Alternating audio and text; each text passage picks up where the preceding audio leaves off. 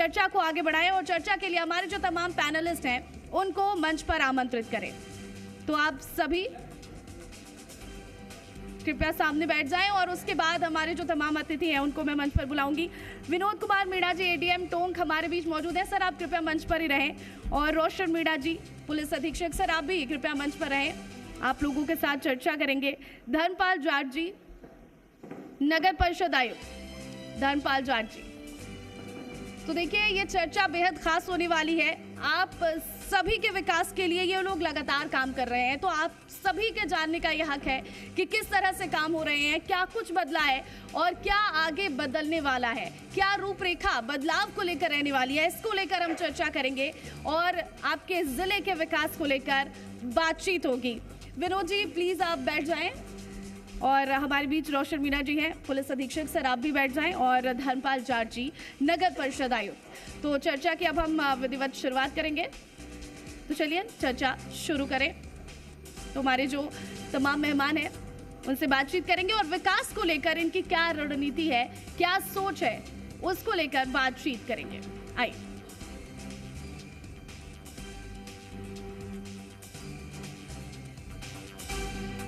पहले आप सभी का बहुत बहुत स्वागत, बहुत अभिनंदन। सबसे पहले विनोद कुमार मीणा जी मैं आपसे बातचीत करना चाहूंगी। जो सरकारी योजनाएं चल रही हैं उन योजनाओं का लाभ आम लोगों तक पहुंचाने में प्रशासन के सामने फिलहाल में सबसे बड़ी चुनौती क्या? Sir mic.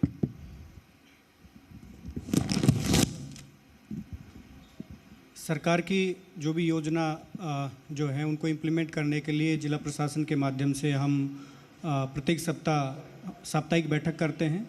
साथ में जो है सरकार के द्वारा जैसे आप देख रहे हैं संपर्क पोर्टल है, उस पर जो शिकायतें दर्ज होती है उनको हम प्रायोरिटी के साथ में डिस्पोज करते हैं। और मैं आपको बताना चाहूँगा कि टोंक जिला पिछले 3 महीनों से जो संपर्क पोर्टल है उसके डिस्पोजल जो शिकायतें प्राप्त होती है उसमें जो है प्रथम रैंक प्राप्त की है हमने। एक बार जोरदार तालियां हो जाए इस बात के लिए। तो हमारी मंशा ये रहती है कि सरकार की जो भी बजट घोषणाएं हैं एक तो हम उनको समय पे लागू करें, नई योजनाएं हैं उनके लिए कोई लैंड अलॉटमेंट का काम है या उनका जो टाइम फ्रेम है उसके भीतर हम जो बजट घोषणा है उनको धरातल पर उनको इम्प्लीमेंट करते हैं। रोशन मीणा जी हम देख रहे हैं सरकार लगातार जीरो टॉलरेंस की नीति पर काम कर रही है अपराध को लेकर खास तौर पर, तो अपराध रोकने के लिए टोंक पुलिस की क्या रणनीति है?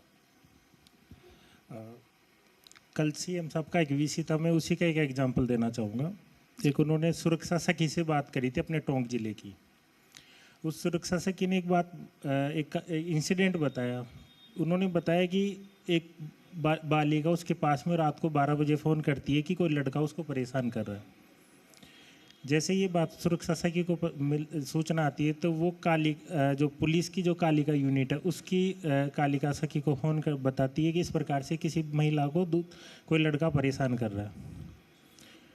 दूसरे दिन पुलिस उस लड़के को लाती है, उसके बाद में वो लड़का उस बच्ची को कभी परेशान नहीं करता है।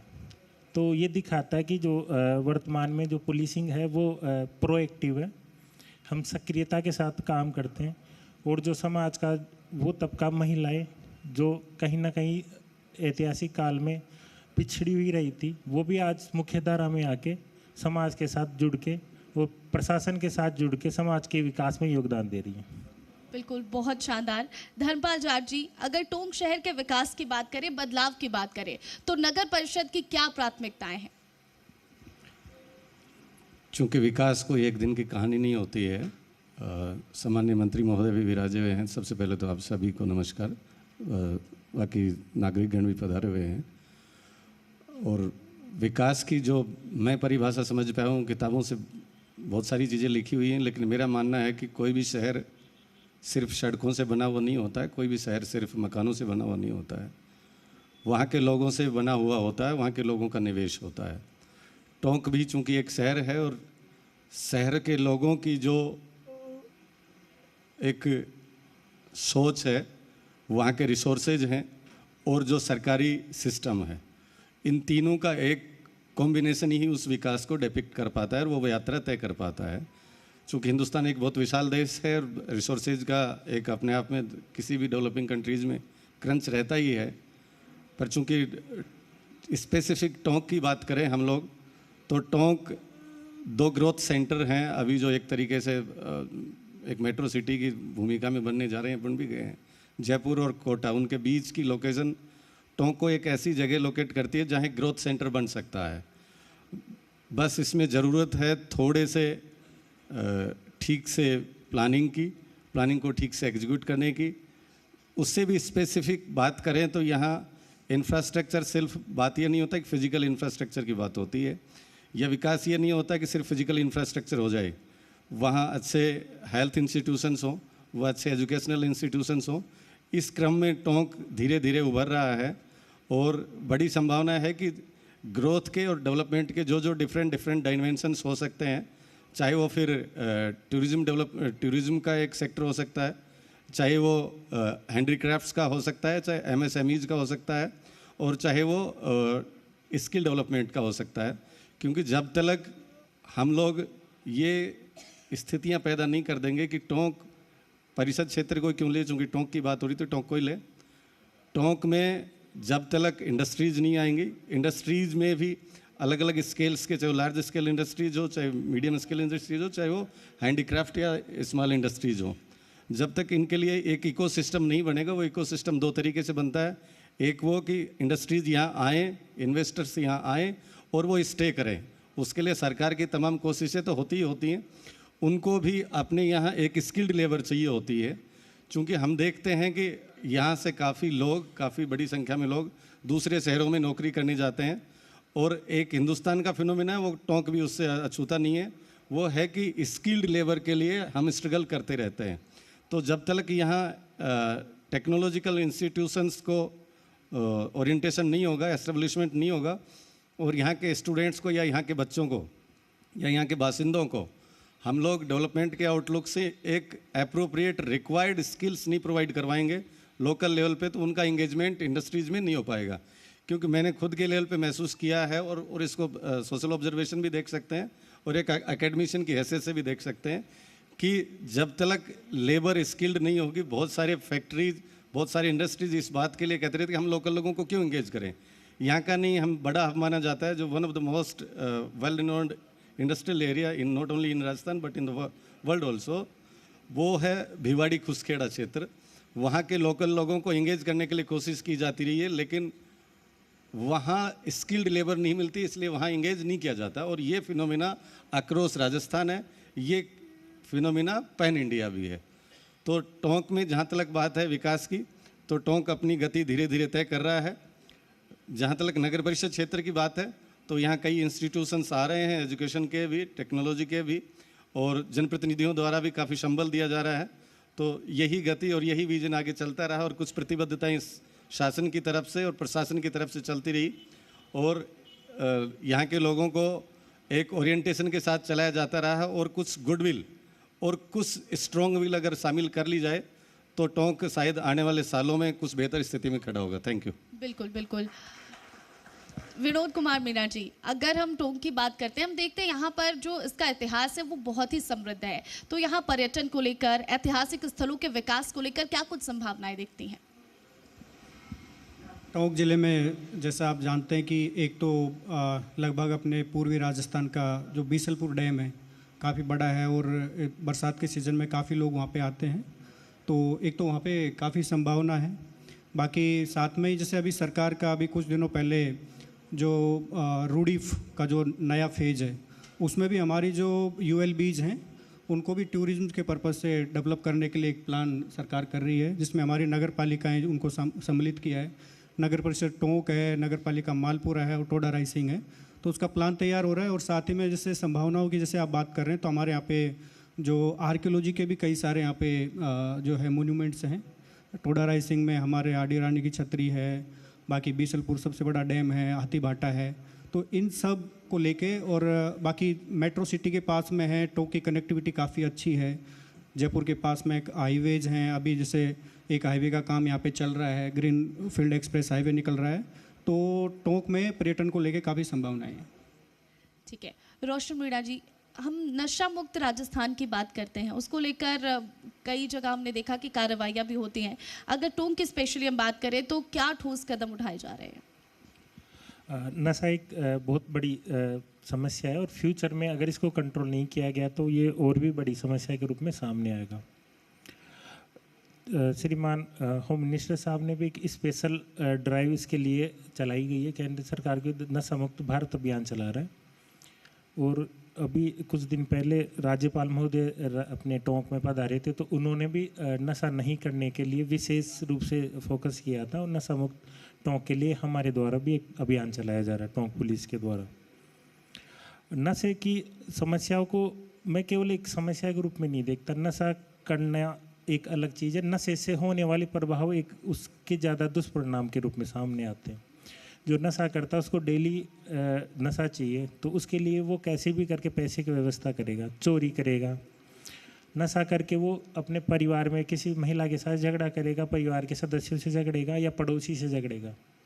नशा करके अगर वो कोई व्हीकल चलाता है तो रोड पे चलते हुए किसी का भी एक्सीडेंट करने की संभावना बढ़ जाती है। नशा करने के लिए उसको पैसा चाहिए, अगर पैसा नहीं मिलेगा तो चोरी भी करेगा। तो इस प्रकार ये समस्या ना हो के समस्याओं को बढ़ावा देने का एक तरीका है और समाज में भी अराजकता अव्यवस्था को जन्म देता है। इसके लिए टोंक पुलिस के द्वारा समय समय पर अभियान चलाए जा रहे हैं। डेली प्रतिदिन की हमारे द्वारा कार्रवाई की जाती है। इसमें जो नशा तस्कर है उनको हमारे द्वारा चिन्हित किया गया है और जो जिले के जो सबसे बड़े सप्लायर्स थे जो जिले में सप्लाई करते हैं नशे को और जो जहाँ से लाते हैं, हमारा टारगेट उन जगहों पर है कि उन सप्लायर्स को टारगेट किया जाए। जो नशा करते हैं हम उसको एक बीमार की तरह देखते हैं कि वो एक बीमार है और उसके इलाज के लिए हमारी विशेष प्राथमिकता रहती है। अभी आज ही आप आज का अखबार कोई भी अखबार उठाओगे तो आप देखोगे कि आज भी हमारे द्वारा कार्रवाई की गई है नशे के खिलाफ में। यहाँ जो नशा उगाता है उसके खिलाफ भी हम कार्रवाई कर रहे हैं और जो नशा बेचता है उसके खिलाफ भी। इसके अतिरिक्त स्कूल कॉलेजों में हमारे द्वारा विशेष जागरूकता अभियान चलाए जा रहे हैं। नशा मुक्ति की शपथ दिलाई जा रही है और सोशल मीडिया के माध्यम के द्वारा भी हम लोगों को जागरूक कर रहे हैं कि नशा ना करें, किस प्रकार से प्रभावित करता है। और युवाओं को विशेष रूप से हम इसके लिए जोड़ रहे हैं। एक युवा CLG का अभियान विशेष रूप से राजस्थान पुलिस के द्वारा चलाया जा रहा है, जिसमें युवा जितने भी है उनको जो 18 से लेकर 29 साल की एज के हैं उनको पुलिस के द्वारा युवा CLG के रूप में जोड़ा गया है, ताकि वो अपने आसपास एरिया में कोई नशा करता है, नशा बेचता है या नशा सप्लाई करता है, प्रत्यक्ष या अप्रत्यक्ष रूप से किसी भी तरीके से जुड़ा हुआ है, उसकी सूचना पुलिस को दे। इसके लिए हमारे द्वारा टोल फ्री नंबर भी जारी किए गए हैं, ताकि किसी महिला को अगर लगता है कि उसका हस्बैंड नशा करता है, बेचता है या फिर वो यूज़ करता है, उसके परिवार को पड़ोसी में ऐसा कोई करता है तो वो भी इसकी सूचना हमें दे सकती है। हमारा उद्देश्य एक ही है कि जो नशे की जो बीमारी है वो अपने टोंक में ना आ पाए। अभी प्रारंभिक फेज में है, लेकिन हम चाहते हैं इसको प्रारंभिक फेज में ही रोका जा सके। एक छोटा सा संदेश क्रिमिनल्स को और जो नशाखोर हैं या फिर नशा तस्कर है उनको क्या देना चाहेंगे जी के इस मंच से? मेरा सीधा सा मैसेज यही है कि या तो आप टोंक छोड़ दीजिए या फिर नशा छोड़ दीजिए। बहुत शानदार, बहुत बहुत शुक्रिया। एक बार जोरदार तालियां इस बात के लिए तो होनी चाहिए। धर्मपाल जाट जी, विकास की हम बात करते हैं, ऐसे में नगर परिषद की भी आय जो है वो होनी चाहिए, उसको बढ़ाने को लेकर और विकास कार्यों के जो अतिरिक्त संसाधन है उसको जुटाने के लिए क्या प्रयास किए जा रहे हैं? डेफिनेटली विकास के लिए जो रिसोर्सेज चाहिए वो सिर्फ स्टेट गवर्नमेंट या गवर्नमेंट ऑफ इंडिया पे रिलाई नहीं किया जा सकता। जो भी लोकल बॉडीज़ हैं उनको अपने लेवल पे भी रिसोर्सेज को अर्न करना पड़ता है, नए वेन्यूज़ तलाशने पड़ते हैं। इस क्रम में जो भी म्यूनसिपल एक्ट 2009 के तहत परमिटेड कैटेगरी के टैक्सेज हैं वो हमने लागू किए हैं निरंतर रूप से। यूटी टैक्स भी उसी एक कैटेगरी में है। इसको हम लोग अभी आउटसोर्स कर रहे हैं, क्योंकि जैसे 2-3 पूर्व की ULBs में हमने एक्सपेरिमेंट किया। माननीय मंत्री महोदय भी विराजे हैं सर, एक एक्सपेरिमेंट आपके साथ शेयर करना चाहूँगा कि मैं जब कोटपुतली था तो वहाँ मतलब 10 लाख रुपए आता था वहाँ का यूटी टैक्स, और जब हमने एजेंसी के थ्रू आउटसोर्स किया, ढंग से जो लिस्टिंग किया, जो प्रॉपर्टीज जो टैक्सेबल हैं वो ऑलमोस्ट 3 करोड़ से प्लस चला गया। तो इसी तरीके से हम लोग जो भी दूसरे रिसोर्सेज हैं, लैंड अलॉटमेंट हो गया या फिर पट्टे हो गए या लीज डीड हो गई या फिर नेम ट्रांसफ़र्स हो गए या फिर जैसे एंट्री टैक्सेज हो गए, इसके अलावा एडवर्टाइजमेंट बिड भी एक होती है, तो एडवर्टाइजमेंट के भी एक टैक्सेज होते हैं या बिड लगा करके उससे रेवेन्यू जनरेट की जा सकती है। और दूसरा पीपीपी मोड पे भी हम लोग जा सकते हैं। तो पीपीपी मोड पे अगर रिसोर्सेज का क्रंच होता है तो कई प्राइवेट प्लेयर्स हैं, उनको फैसिलिटेशन या जगह प्रोवाइड करवाई जाती है, लाइक पार्किंग के संबंध में, लाइक दूसरे इंफ्रास्ट्रक्चर बस स्टॉप को डेवलप करने के, या चूँकि यहाँ रेलवे नहीं है तो रेलवे का मैं नाम नहीं लूँगा, तो बाकी जो भी इंफ्रास्ट्रक्चर जो भी फिजिकल डेवलप कर सकते हैं या सोशल इंफ्रास्ट्रक्चर, उनमें प्राइवेट प्लेयर भी इंगेज किए जा सकते हैं। तो इस कड़ी में हम लोग अभी निरंतर प्रयासरत हैं और होपफुली हम लोग एक बेटर इंफ्रास्ट्रक्चर टोंक के लिए करते रहेंगे। Thank you. बहुत बहुत शुक्रिया विनोद कुमार मीणा जी बातचीत के लिए। बहुत बहुत शुक्रिया धर्मपाल जाट जी और रोशन मीणा जी। कृपया आप सभी अब स्थान ग्रहण करें और बहुत बहुत शुक्रिया आप सभी का। तो देखिए कार्यक्रम में आगे हम बढ़ेंगे और अगले पैनल को मैं बुलाना चाहूंगी।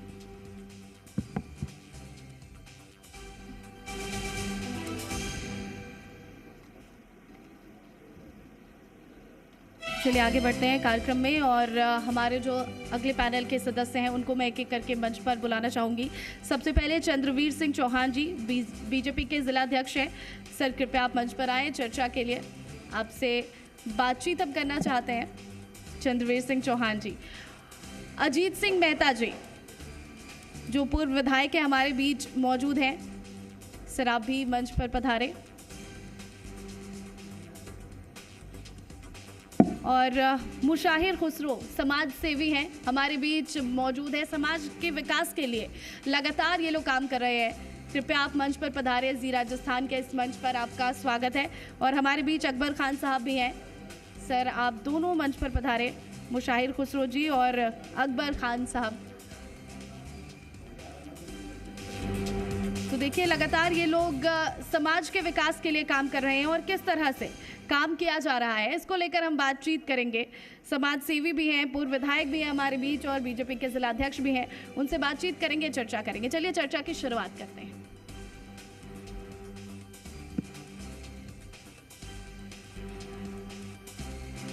आप सभी का बहुत बहुत स्वागत है। तो चंद्रवीर सिंह चौहान जी सबसे पहले आपके साथ मैं शुरुआत करना चाहूँगी। माइक सर, आप बीजेपी के जिला अध्यक्ष हैं, इस तौर पर अगर आप संगठन को मजबूत करने की दिशा में देखते हैं तो सबसे बड़ी चुनौती क्या नजर आती है टोंक में? देखिए, Bharatiya Janata party cadre base party है और हमारा यहाँ संगठन पूरे केंद्र से लेके प्रदेश से लेके बूथ स्तर पर हमारी इकाई होती है। हर बूथ पर हमारा अध्यक्ष और 21 सदस्य कार्यकारिणी होती है और हमारा कार्यकर्ता निरंतर दिन रात, चाहे वो केंद्र की हमारे आदरणीय मोदी जी की या हमारे राजस्थान के मुखिया भजन लाल जी के नेतृत्व में हमारी सरकार की जो भी जन कल्याणकारी योजनाएं हैं, इनका किस प्रकार से समाज को लाभ मिले। हमारे पार्टी के प्रणेता पंडित दीनदयाल जी का यही संदेश था, अंत्योदय, अंतिम पंक्ति में बैठे व्यक्ति को किस प्रकार से समाज के आगे ला कर के उसको सरकार की योजनाओं का या समाज के प्रमुख कड़ी का लाभ मिले, इसको लेकर के हमारा कार्यकर्ता निरंतर काम करता है। वो कार्यकर्ता बूथ से लेके मंडल और हर प्रकार से समाज का कैसा चहुमुखी विकास हो, जो हमारे मोदी जी का सपना है 2047 का हमारा विकसित राष्ट्र कैसे बने, इसको लेकर हम काम करते हैं। धन्यवाद। बिल्कुल। अजीत सिंह मेहता जी, आप पूर्व विधायक भी रहे हैं, आप अच्छी तरह से अवगत हैं यहाँ की क्या समस्याएं हैं और आप ये बताइए कि किस तरह से जो मौजूदा सरकार है वो इन समस्याओं का निस्तारण कर रही है और आगे किस तरह से विजन टोंक को लेकर है बीजेपी की ओर से? राजस्थान में माननीय भजन लाल जी शर्मा जी के नेतृत्व में 2.5 साल से जो सरकार काम कर रही है और उस सरकार के 2 काबीना मंत्री हमारे बीच माननीय कन्हैयालाल जी चौधरी साहब और माननीय हीरालाल जी नागर साहब जो हमारे जिले के प्रभारी मंत्री विराजे हुए हैं। हम ये कह सकते हैं कि हमने 2.5 साल में हमारी सरकार ने आखिरी छोर पे बैठे व्यक्ति के जीवन को कैसे आगे ले जाया जाए, इसकी कल्पना किसी ने की तो हमारी सरकार ने की है। हम कह सकते हैं कि हर घर को नल से जल देने के बाद माननीय कन्हैयालाल जी ने जिस तरह का राजस्थान के अंदर पानी को लेकर जो बिगड़ा हुआ व्यवस्था थी, और उसकी व्यवस्था का तो एक सीधा साधा उदाहरण भी है कि उनके मंत्री जेल के अंदर और माननीय मंत्री महोदय ने किस तरह उस बिगड़ी व्यवस्था को सुधारने के लिए, आज भी वो खुद व्यक्तिगत रूप से संतुष्ट नहीं है, लेकिन उनकी दिली इच्छा है कि हर घर को नल से में जल से पानी पिला पाओ। इसके लिए उनके लिए प्रयास रहते हैं।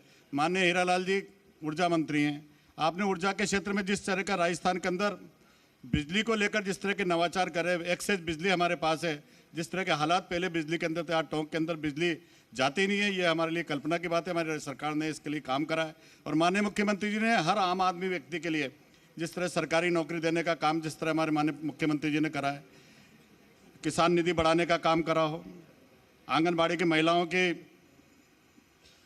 राशि बढ़ाने की बात करी हो, हमारी सरकार ने उन सब लोगों को छूने का काम करा है। हमारी सरकार ने जब विकास का पैसा देने की कल्पना करी तो उनने ये नहीं देखा कि यहाँ विधायक बीजेपी का है, कांग्रेस का है, उनने पूरे राजस्थान को विकास से जोड़ने का प्रयास अगर किसी ने किया तो माननीय मुख्यमंत्री भजनलाल शर्मा जी ने करा है।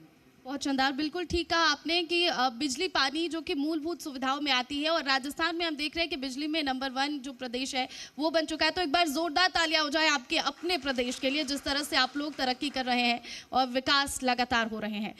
मुशाहिर खुसरो जी, आप समाज सेवी हैं, तो आपसे यही मैं जानना चाहूँगी कि टोंक में किस तरह की जो सामाजिक समस्याएं हैं वो आप देखते हैं और इस तरह की पहल अगर जी राजस्थान कर रहा है, इस तरह के कार्यक्रम कर रहा है, आप लोगों को ये मंच मिल रहा है समाज की समस्याओं को उठाने का, तो आप क्या कुछ कहना चाहेंगे? जी के लिए आप क्या कुछ कहेंगे? एक कदम विकास की ओर आपका जो प्रोग्राम है कुछ महीने पहले भी आपने किया था। अभी इससे पहले जो पैनल डिस्कशन था, मैंने एडीएम साहब की भी बात सुनी, धर्मपाल बॉस की भी बात सुनी कि टोंक में बहुत कुछ रिसोर्सेज हैं और जितने भी चैनल्स आते हैं सब एक ही बात कहते हैं कि मुख्यालय से बहुत करीब है और बहुत सी बातें पास में ये है, आसपास में वो है, मगर कभी हमें इसका लाभ नहीं मिल पाया है। मैं टोंक ज़िले का युवा होने के नाते मैं अपनी नाराज़गी जाहिर करूँगा कि यहाँ पर रोज़गार हम लोगों के लिए नहीं है।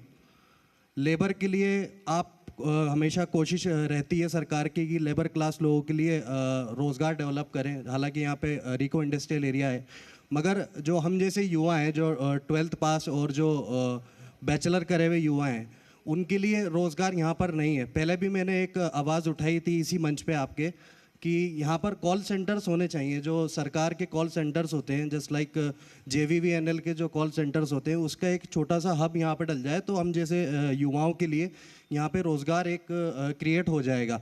तो समाज को लेके यही बात है कि समाज को लेके तो मैं ज़्यादा बात नहीं कर पाऊँगा, मगर युवाओं को मैं रिप्रेजेंट यहाँ पे ज़रूर कर सकता हूँ कि युवाओं के लिए कुछ ज़रूर होना चाहिए यहाँ पे।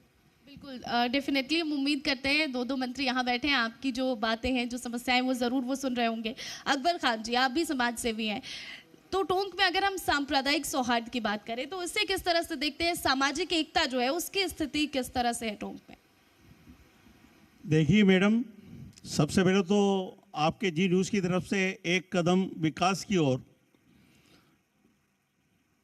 मैं इसके माध्यम से बताना चाहूँगा कि आपने जो है यहाँ भाईचारे की जो बात करी है, मैं कहता हूँ कि राजस्थान में अगर कोई ज़िला है तो वो टोंक जिला है जहाँ भाईचारा आज भी देखा जा सकता है। दोनों समुदायों में कभी जो है मतभेद नहीं हुआ है और अगर आपस में किसी को कभी ज़रूरत पड़ी है तो वो 24 घंटे तत्पर उसके लिए रहा है। तो हमारा टोंक जिला महान था, महान है, अच्छा था, अच्छा है और अच्छा रहेगा और दोनों समुदाय एक ही नज़र से देखते हैं भाईचारा और प्यार की तरफ से। एक चीज़ और कहना चाहूँगा मैडम कि अभी बात चल रही विकास की, मैं इसके ऊपर बोलना चाहूँगा। विकास क्यों नहीं हो रहा टोंक में? विकास क्यों नहीं हो रहा? सबसे बड़ी जड़ है यहाँ पर रेल, क्योंकि विकास के पीछे रेल जुड़ी हुई है। अगर रेल आ जाएगी तो बड़े बड़े कारखाने आ जाएंगे यहाँ पर, क्योंकि माल जो जाता है उसका जो है पेमेंट ज़्यादा लगता है, उसका किराया ज़्यादा लगता है। अगर टोंक रेल से जुड़ जाता है तो मेरा जहाँ तक मानना है कि यहाँ पर कारखाने खुलेंगे, बड़ी बड़ी फैक्ट्रियाँ आएंगी, लोगों को जो है मतलब राहत मिलेगी, यहाँ रोजगार मिलेगा। हम मेरी खुश नसीबी है कि आज आपके चैनल के माध्यम से जो मुझे मान सम्मान दिया गया है, मेरे राजस्थान के 2 मंत्री यहाँ मौजूद हैं। मैं उनसे भी कहना चाहूँगा, कन्हैया लाल जी भाई साहब हैं हमारे जो है मतलब भाई साहब बैठे हुए हैं विद्युत विभाग के, तो मैं कहना चाहूँगा कि टोंक के रेल के लिए, क्योंकि हमारे मंत्री कन्हैया लाल जी ने भी पहले भी कई बार कहा स्टेज के माध्यम से कि टोंक रेल से जुड़ेगा, ये मेरा वादा है।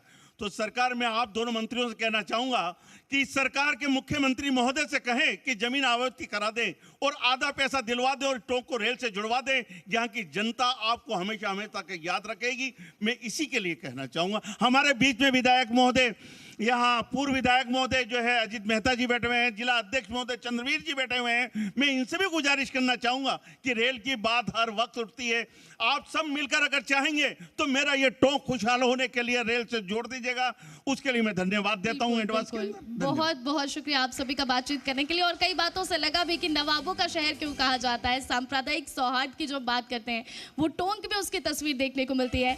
आप सभी का बहुत बहुत शुक्रिया बातचीत के लिए। मुशाहिर खुसरो जी, अकबर खान जी, चंद्रवीर सिंह चौहान जी और अजीत सिंह मेहता जी, कृपया आप सभी सामने सोफे पर बैठ जाएं और कार्यक्रम को अब आगे बढ़ाएंगे।